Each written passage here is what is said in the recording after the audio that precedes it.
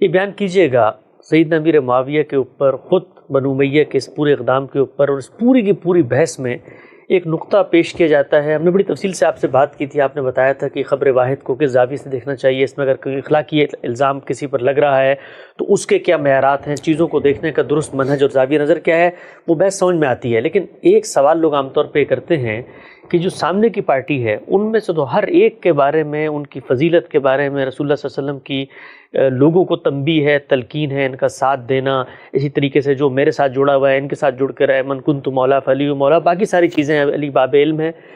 فضیلت کی کوئی ایک روایت بھی پورے ذخیرہ حدیث میں ڈھونڈ ڈھانڈ کے بھی سیدنا امیر معاویہ کے بارے میں نہیں ملتی. وہ جو دوسرا گروپ ہے ان کے بارے میں تو بہت کچھ مل جاتا ہے.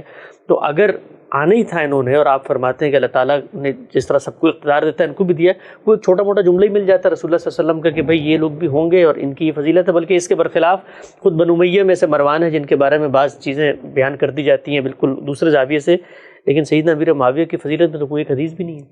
میں اس پہ تعجب کروں گا کہ ہم سیاسی معاملات پہ بحث کر رہے ہیں یا فضائل پہ بحث کر رہے ہیں. یعنی فضائل کا معاملہ بالکل الگ ہے. ایک آدمی کا زہد, ایک آدمی کی ورع, ایک آدمی کا خدا سے تعلق, رسول اللہ کا ساتھ دینا, اس کا سابقون میں ہونا, یہ وہ چیزیں ہیں کہ جن میں کوئی تقابل درپیش ہے. ان میں تو خود اللہ تعالیٰ نے بیان کر دیا کہ وہ لوگ جن کو پہلے ایمان لانے کی توفیق ہوئی اور جنہوں نے فتح سے پہلے اللہ کے پیغمبر کا ساتھ دیا, یا مہاجرین و انصار ہے, ان کا درجہ غیر معمولی ہے اور ان کے لیے فضائل بھی ہوں گے, اس لیے کہ برسوں انہوں نے ساتھ دیا ہے, نازک مراحل سے گزرے ہیں. ان کے بارے میں اس طرح کی چیزیں بھی مل جائیں گی, وہ ان کے بارے میں بھی دسیوں پیش کی جا سکتی ہیں. لیکن میرے خیال میں یہ بحث نہیں ہے. کیا یہاں تقابل اس کا ہو رہا ہے کہ کس کے فضائل زیادہ ہیں؟ بحث یہ ہو رہی ہے کہ کسی کو مجرم بنا دینے کے لیے جو چیزیں درکار ہوتی ہیں وہ میسر نہیں ہیں. یعنی تبدیلیاں بھی آ رہی ہیں, تغیرات بھی ہو رہے ہیں, حالات کے لحاظ سے فیصلے بھی کیے جا رہے ہیں, شخصیات میں بھی اب تقابل کرنے بیٹھ جائیں گے تو ہو سکتا ہے کہ بہت سے صحابہ جن کو لوگوں نے یہ منصب نہیں دیا, جیسے سیدنا عبداللہ بن عمر ہے, انہیں کو دیکھ لیجیے. یعنی تقویٰ میں, ورع میں, خدا ترسی میں, عبادت میں, ریاضت میں کوئی جواب ہے ان کا, اور بہت سے لوگ ہیں. عبداللہ بن مسعود رضی اللہ عنہ ہیں. تو یہ فضائل کی بحث نہیں ہے. یہ بحث یہ ہے کہ کسی آدمی نے اگر کوئی سیاسی اقدام کیا ہے, یعنی قوم کی زعامت کے معاملے میں کوئی اقدام کیا ہے, تو وہ اقدام کیا قابل قبول دائرے میں ہے؟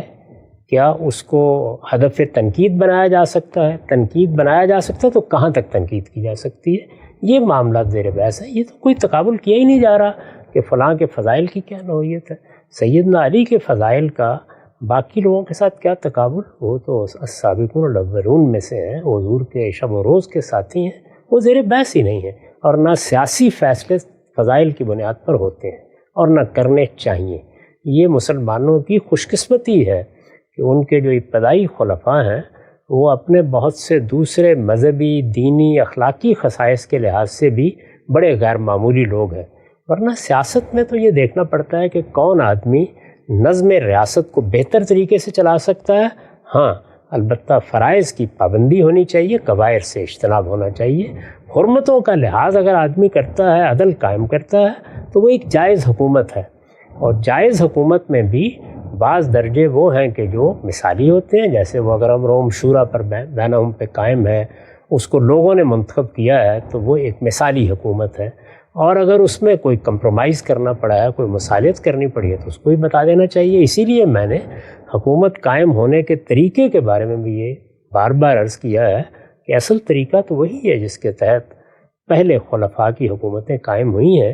یہاں وہ طریقہ اختیار نہیں کیا جا سکا, اور نہیں کیا جا سکا تو اس کے کچھ وجوہ اسباب ہیں.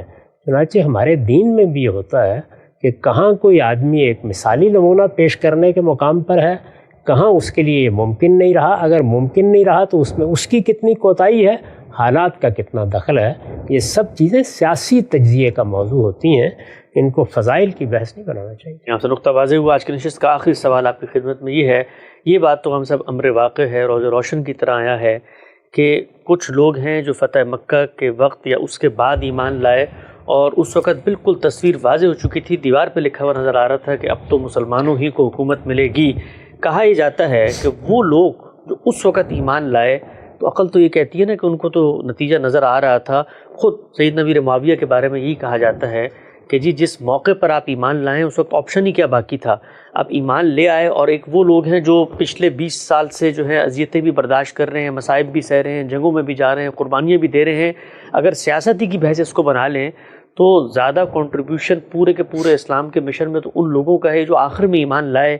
ان کا استحقاق سیاستاً بھی کیسے آ سکتا ہے، اور خود آخر میں ایمان لانے والوں کے بارے میں یہ کیسے کہا جا سکتا ہے کہ ان کا ایمان بھی اسی درجے کا تھا، چونکہ خود قرآن مجید بھی بتا رہا ہے کہ انہی صحابہ کی جماعت میں بعض لوگ ایسے تھے کہ جو منافقین بھی تھے اور کمزور ایمان والے بھی تھے. تو وہ جو دوسری گروپ موجود ہے اس کا تقابل تو ان سے کس طرح بن ہی نہیں سکتا. تقابل کیا کس نے؟ کسی نے بھی تقابل نہیں کیا. کون آدمی ہے جس نے صدیق و فاروق کے ایمان کا تقابل معاویہ رضی اللہ عنہ سے کیا ہے، یا ان کی قربانیوں کا تقابل کیا ہے، یا ان کی دین میں سبقت کا تقابل کیا؟ کسی نے بھی نہیں کیا. پوری تاریخ میں کوئی بھی نہیں کرتا. اس لیے میں نے یہ کہا کہ یہاں یہ چیزیں زیر بحث ہی نہیں ہیں.